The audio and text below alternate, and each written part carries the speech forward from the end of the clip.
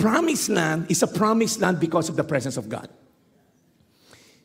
Obedience is a mark, right, of being aware na yung presensya ng Diyos nandito, so mananalo tayo.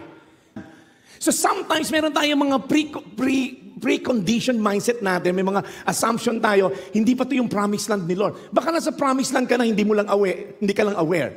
You know how to know it? Just obey God, and wherever is the presence of God is, the blessing of God will be there. Sometimes kasi we look at the blessing of God na parang physical. Alam mo, kung sumusunod ka lang kay Lord ngayon, you're already blessed.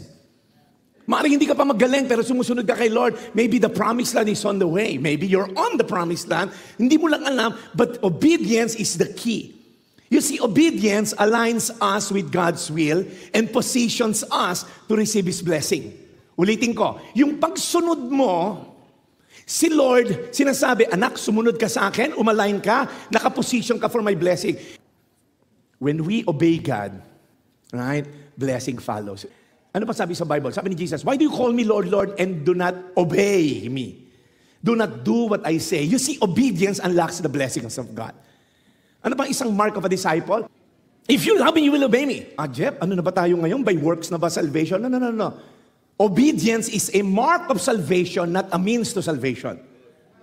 Obedience is a fruit of salvation, not the root of salvation. Are you following? So when you're saying, I love God, it should be evident by your obedience. Are you following? Kasi pwedeng sabihin, I love God, hindi mo siya sinusunod. Parang sabi ni Lord, why do you call me Lord, Lord, and do not do what I say? Are you following? So this is a key, okay?